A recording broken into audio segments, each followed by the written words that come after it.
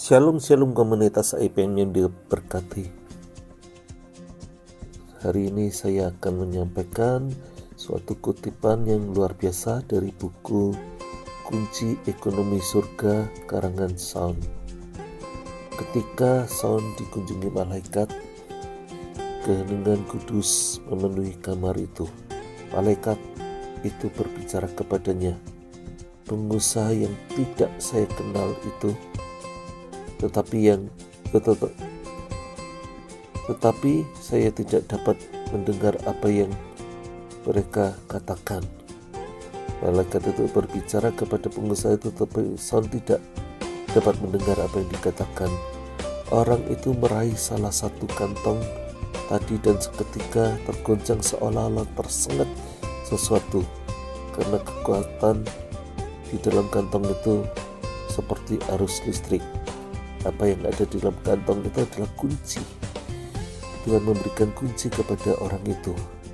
Saya ingin melihat apa yang, dan juga orang ini mendapatkan emas yang ada di dalam kantong. Saya ingin melihat apa yang di dalamnya, tetapi sekali lagi saya tidak diizinkan. Orang tersebut mulai membuka kantong itu, dan ketika ia melihat di dalamnya, muncul sebuah cahaya kuning yang terang dan menyinari wajahnya. Detik-detik itu terasa begitu kudus sehingga orang tersebut mulai menangis ketika ia melihat penyediaan atas apa yang ia perlukan untuk panggilan yang Tuhan berikan kepadanya untuk ia kerjakan. Dan itu bukan sekedar penyediaan, ia juga diberi tanda dengan strategi dan pengertian tentang bagaimana mengelola dana itu. Ia telah bertahun-tahun menantikan Tuhan dan merasa takut akan Tuhan karena diberikannya kepadanya jumlah yang besar itu. Kesimpulan kenapa Saul tidak diizinkan melihat emas yang ada di dalam kantong itu karena bukan panggilan Saul di sana. Tuhan tidak berikan strategi itu untuk Saul, tapi pengusaha itu adalah alamat Tuhan untuk menaruh strategi surgawinya, sehingga dia juga dipercaya akan berkat-berkat itu.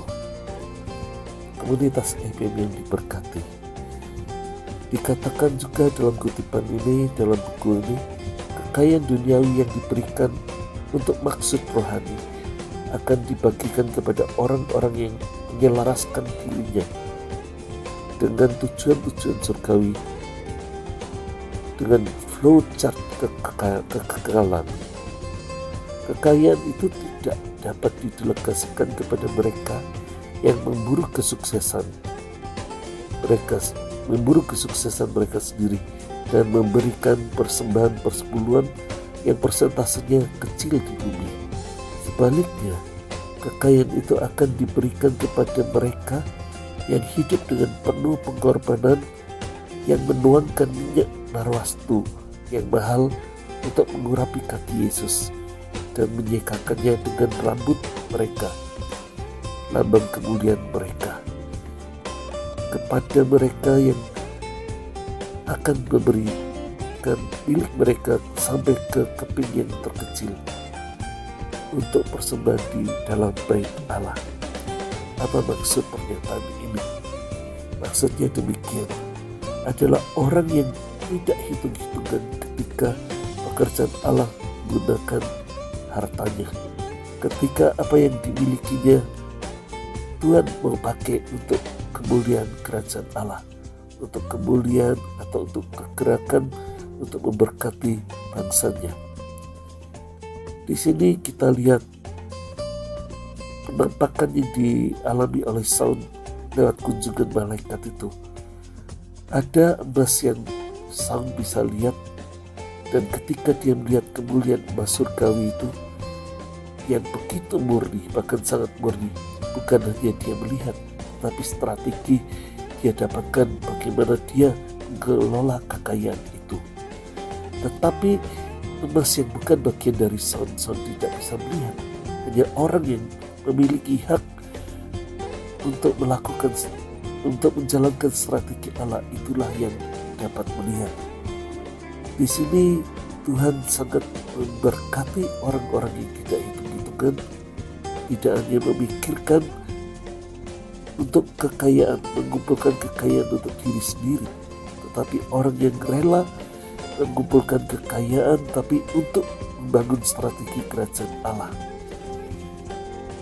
Istilahnya, dia bekerja kalau Tuhan mau pakai uang itu, kalau Tuhan mau pakai apa yang ada di dalam yang dimiliki, dia tidak segan-segan untuk memberikannya.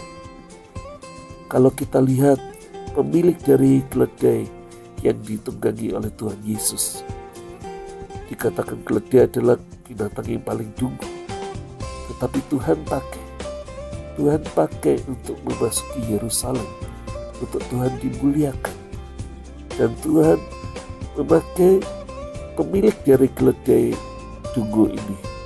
Saya yakin sebelum pemilik keledai ini keledainya dipakai, dia sudah mendapat pernyataan dari malaikat Tuhan, sehingga ketika dia tanya dan dijawab Tuhan pakai, sang pemilik keledai ini tidak keberatan dan tidak berbantah-bantah lagi. Dia mengizinkan keledainya, dan saya yakin kenapa keledai ini tidak pernah dipakai, karena dia tahu, jauh-jauh hari sudah tahu bahwa Tuhan akan pakai keledainya, sehingga dia tidak pakai keledai ini. Jadi tidak pernah ditunggangi.